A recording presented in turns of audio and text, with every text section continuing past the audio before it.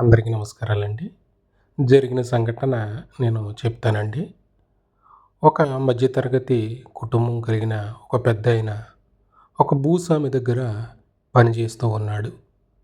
పని చేస్తున్నప్పుడు ఆ కుర్రవాడు ఎవరైతే లేబర్‌గా పనిచేస్తున్నాడో వాళ్ళ అబ్బాయి చదువుకోవటానికి ఫీజు కోసం ఒక రూ. 1000 ఆ యజమానిని అడగటం జరిగింది.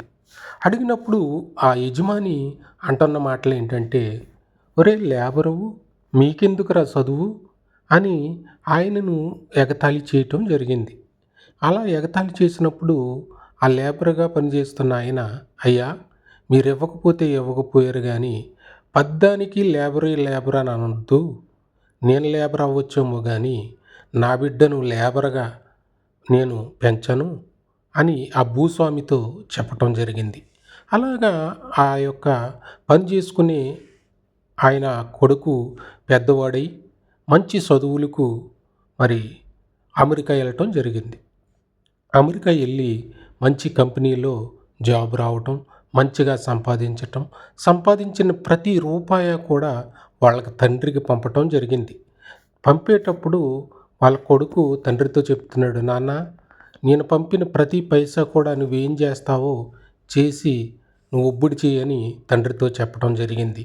ఆ కొడుకు ఎలాగైతే చెప్పాడో అలాగా భూములు కొనటం, ఆ భూములను దాంట్లో పంటలు వేయటం, ఇలాగా ఆయన పెద్ద వయసు అయినప్పటికీ కూడా చక్కగా మరి కొడుకు పంపిన ప్రతి రూపాయి కూడా ఒబ్బుడి చేయటం జరిగింది.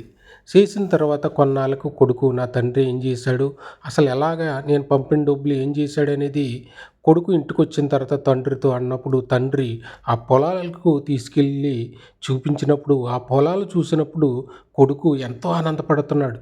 ఆనందపడి ఆ పొలాలలో ఎక్కడో ఒక ఆయన ఎప్పుడూ చూసిన ఆయన పనిచేస్తూ ఉన్నాడు. దగ్గరికెళ్ళి, "నాన్న ఏంటి ఎప్పుడో ఈయన దగ్గర నువ్వు పనిచేసేవాడువు, ఇప్పుడు ఈయన మన దగ్గర పనిచేస్తున్నాడు ఏంటంటే" అప్పుడు ఆ తండ్రి చెప్తున్నాడు, "అయ్యా నువ్వు పంపిన ప్రతి రూపాయి కూడా నేను ఒబ్బుడు చేశాను.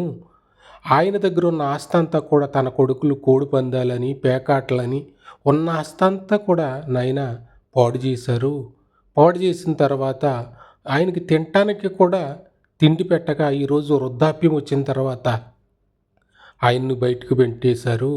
ఆ రోజు మనల్ని ఎన్ని మాటలన్నా ఆయన దగ్గర పని కల్పించాడు కాబట్టి ఈరోజు మన పొలాల్లో ఆయనతో పని చేస్తున్నాడు, నాతో పని చేస్తున్నాడు" అని చెప్పినప్పుడు తండ్రి మాటకు చేసిన పనికు తన కొడుకు చాలా సంతోషం పడ్డాడండి.